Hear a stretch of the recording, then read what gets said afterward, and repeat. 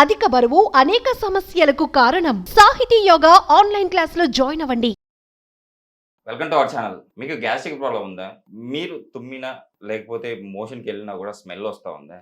ఈ ప్రాబ్లమ్ మీకు gastric problem అయితే చాలా వరకు ప్రాబ్లమ్ ఫేస్ చేయాల్సి ఉంటది. చిన్న విషయాన్ని పెద్దగా చేసుకోకండి అని చెప్పేసి అంటున్నారు MD general medicine doctor Rajesh Shukla garu. So, ఈ విషయాలన్నీ అసలు మనకు గ్యాస్ ప్రాబ్లమ్ ఎందుకొస్తది? ఈ ప్రాబ్లమ్ నుంచి మనం బయటపడాలంటే ఏం చేయాలి? ఈ విషయాలను సార్ ద్వారా తెలుసుకుందాం. నమస్తే సార్. నమస్తే. Sir gastric problem. సో, ఈ ప్రాబ్లమ్‌కి జతగా కాన్‌స్టిపేషన్ ప్రాబ్లమ్ ఉంటే గ్యాస్ట్రిక్ ప్రాబ్లమ్ వస్తుంది అని చెప్పేసి అంటున్నారు. సో, ఈ 2 ప్రాబ్లమ్స్ మనకుంటే ఎలాంటి ఫ్యూచర్‌లో మనం ఎలా ఎఫెక్ట్ అయ్యే అవకాశం ఉంటది? సో, సాధారణంగా క్లినికల్ ప్రాక్టీస్‌లో అండి గ్యాస్ట్రిక్ ప్రాబ్లమ్ అనేది చాలా కామన్ అయిపోయింది.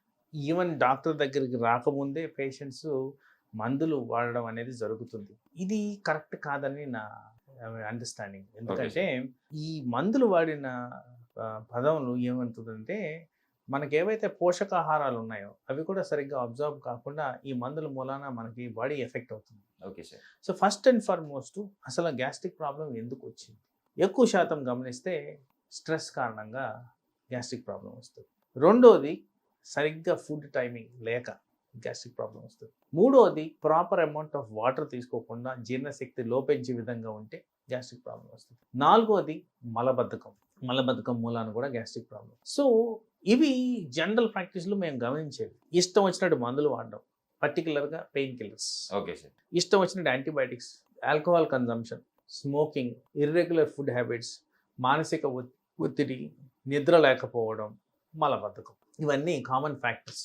Okay sir. ఈ వీటిలన్నిటిని ప్రివెంట్ చేసుకునే విధంగా మనం ఒక లైఫ్ స్టైల్ డిజైన్ చేసుకుంటే గ్యాస్ట్రిక్ ప్రాబ్లమ్ని న్యాచురల్గా నివారించవచ్చు ఓకే సార్. Without medicine. ఆ లైఫ్ స్టైల్ ఎలా ఉండాలి అంటారు? సో ఈ లైఫ్ స్టైల్ గురించి మాట్లాడితే మనం తినే ఆహారంలో ఎక్కువ శాతం వెస్ట్రన్ ఫుడ్ ఎక్కువగా మనం అడాప్ట్ అయిపోయాం. వీటిని ప్రాసెస్డ్ ఫుడ్ అంటున్నాం. ఈ ప్రాసెస్డ్ ఫుడ్ అనగానే ఫస్ట్ ఈ ప్రాసెస్డ్ ఫుడ్ అంటేనే నిలువ ఉన్న ఫుడ్.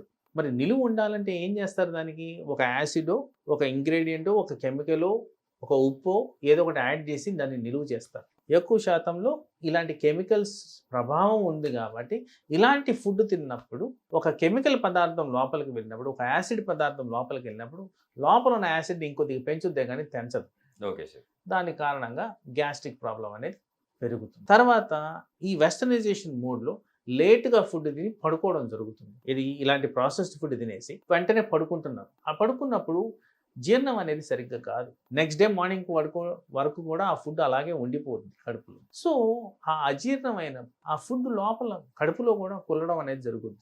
Okay sir. మరి అలాంటివి జరిగినప్పుడు మనకి బ్యాడ్ స్మెల్ రావడం, లోపల అజీర్ణం అనేది కడుపు ఉబ్బరంగా అనిపించడం, మోషన్ కాకపోవడం జరుగుతుంది. సో ఇవన్నీ చూడండి ఎలా కనెక్టెడ్ ఉన్నాయి.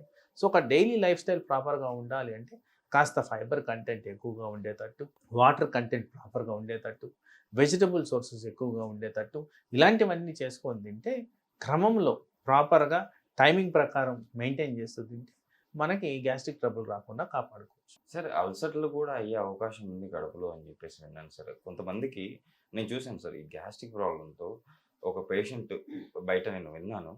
ఒక పేషెంట్ దీనివల్ల లోపల పేగుల్ని కూడా కట్ చేసి మళ్ళీ వేయాల్సిన పరిస్థితి వచ్చింది. అంత స్టేజ్కి వచ్చారంటే వాళ్ళు ఎంత నెగ్లెక్ట్ చేశారనుకోవచ్చు. సాధారణంగా ఇక్కడ ఒక అంశం అయితే చెప్పాలి. ఇలాంటి అల్సర్స్ వచ్చేదానికి కారణం ఎక్కువ శాతం వ్యసనాలకు సంబంధించే ఉంటుంది. గుట్కాలు కానివ్వండి, పాన్ కానివ్వండి, ఆల్కహాల్ కానివ్వండి, స్మోక్ కానివ్వండి, ఇవన్నీ కూడా అల్సర్స్ కాజ్ చేస్తాయి. సో ఇలాంటివి జరిగినప్పుడు జనరల్గా వీళ్ళలో గమనించింది ఇర్రెగ్యులర్ ఫుడ్ హ్యాబిట్సే కాకుండా ఈ వ్యసనాల వల్ల కూడా మనకి డైరెక్ట్గా అల్సర్స్ వచ్చేదానికి ఆస్కారం ఉంది. సో ఇవన్నీ చేసిన తర్వాత వాళ్ళు ఫుడ్ సరిగ్గా తినరు. సో ఎంప్టీ స్టమక్ మీద ఇలాంటి కెమికల్స్ యాడ్ అయినప్పుడు ఈజీగా అల్సర్ అనేది ఫామ్ అవుతుంది. కొంతమందిలో క్యాన్సర్ కూడా ఫామ్ అవుతుంది. సో అట్లాంటి కెమికల్స్ని అవాయిడ్ చేస్తే మీకు అల్సర్ రాకుండా మీరు కాపాడుకోవచ్చు. సార్, ఫైనల్గా సో ఎలాంటి మెడికేషన్ ఇస్తారు ఈ ప్రాబ్లం ఉన్న వాళ్ళకి? నేను ఎప్పుడు చెప్పిన విధంగానే ఒక అనాలిటిక్గా చూడాలి. ఏ కారణంగా వచ్చింది ఫస్ట్ ఆఫ్ ఆల్, ఆ కారణాన్ని ఫస్ట్ మనం స్టాప్ చేయాలి. రెండోది ఫుడ్ ఐటమ్స్ ప్రాపర్ టైంలో తినాలి. మూడోది వాటర్ కన్జంప్షన్ ప్రాపర్గా ఉండాలి. తర్వాతే నేను ట్యాబ్లెట్స్ దగ్గరికి వస్తాను. ఓకే. సో ఈ ట్యాబ్లెట్స్లో కూడా సాధారణంగా ఎక్కువ శాతం సింపుల్ లెస్ పవర్ఫుల్ ట్యాబ్లెట్సే నాకు ఎప్పుడు కూడా ప్రాక్టీస్లో నేను చేసే విధానం ఉంటుంది. Okay sir. సో దీంట్లో వివిధ రకాలు అంటే యాంటాసిడ్స్ అంటాం, అంటే యాసిడ్ని న్యూట్రలైజ్ చేసే ప్రాపర్టీ ఉండేవి. ఓకే. తర్వాత ప్రోటాన్ పంప్ ఇన్హిబిటర్స్ అంటాం, అంటే లోపల యాసిడ్ ప్రక్రియని అణిచివేత గురి చేసేది. తర్వాత స్టమక్ ఎంప్టీయింగ్, త్వరగా స్టమక్లో ఎక్కువసేపు ఆహార పదార్థాలు ఉండకుండా అట్లాంటి పదార్థాలు వాడటం కూడా జరుగుద్ది. సో డిఫరెంట్ ఏరియాస్ బట్టి మనము ఆ మెడిసిన్ అనేది డిసైడ్ అవుతుంది. సపోజ్ ఫర్ ఎగ్జాంపుల్ అర్థం కావడానికి మలబద్ధకంతో వచ్చారనుకోండి, నేను గ్యాస్ట్రిక్ ట్రబుల్ ట్రీట్ చేసేదానికన్నా ఫస్ట్ మలబద్ధకం ట్రీట్ చేయడం చేస్తాను. Okay sir. అలా చేసిన దానివల్ల ఈజీగా ఒక ఏరియా మనం కాన్సన్ట్రేట్ చేసిన వల్ల ఇంకో ఏరియా కూడా హీల్ అయిపోతాం. ఓకే. సో ఇలా చేస్తే మనకి గ్యాస్ట్రిక్ ప్రాబ్లం ఎక్కువ ప్రాబ్లం లేకుండా క్లియర్ చేసుకోవచ్చు. సరే, ఈ ప్రాబ్లం ఉన్న వాళ్ళు అంటే వాళ్ళకి తెలియకుండానే మెడికల్ షాప్కి వెళ్ళి మెడిసిన్స్ తెచ్చుకుంటూ ఉంటారు, గ్యాస్ట్రిక్ టాబ్లెట్స్. సో దీన్ని డాక్టర్ పరీక్షలు లేకుండా తీసుకోవడం వల్ల ఏమన్నా ప్రాబ్లమ్స్ వచ్చే అవకాశం ఉంది? 100% ఇది డేటా పబ్లిష్డ్ అండి. సో ఇలాంటి మందులు వాడడం వల్ల విచక్షణంగా వాడిన వల్ల కిడ్నీలు ఫెయిల్ అవుతున్నాయి, పోషకాహారాలు లోపిస్తున్నాయి, లోపల కొన్ని ఏరియాస్లో క్యాన్సర్ లాంటి వ్యాధులు వచ్చేదానికి కూడా ఆస్కారం ఉంది ఇష్టం వచ్చినట్టు వాడినందుకు. అందుకోసం మేజర్ ఆర్గన్స్ ఎఫెక్ట్ అవుతున్నాయి కాబట్టి కంపల్సరీ ఇలాంటివి ఓవర్ ద కౌంటర్ వాడద్దు. మ్యాక్సిమం యాంటాసిడ్ వాడండి. యాంటాసిడ్ వల్ల న్యూట్రలైజేషన్ జరుగుద్ది. న్యాచురల్ పద్ధతులు నేను హైలైట్ చేసిన విధంగా వాడిన దానివల్ల మీకు ఎక్కువ హాని జరగదు. అలాంటివి చేసిన దానివల్ల మీకు దీర్ఘకాలిక సమస్యలు రాకుండా కాపాడుకోవచ్చు. నిజంగా సార్, ఒక డాక్టర్ని కన్సల్ట్ అవుతే ఎన్ని రోజులు తీసుకోవాలి ఒక మెడికేషన్ అని కంపల్సరీ చెప్తారు.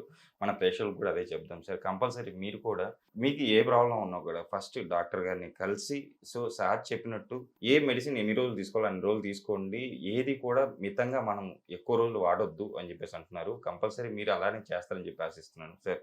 ఈరోజు మన ప్రేక్షకులకు గ్యాస్ట్రిక్ ప్రాబ్లం అండ్ కాన్స్టిపేషన్ రెండింటి వల్ల జరిగే అనర్థాల గురించి, సో ఎలాంటి ఫుడ్లు తీసుకోవాలి, ఎలా ఉండాలి మన లైఫ్ స్టైల్ చాలా చక్కగా వివరించారు సార్. Thank you.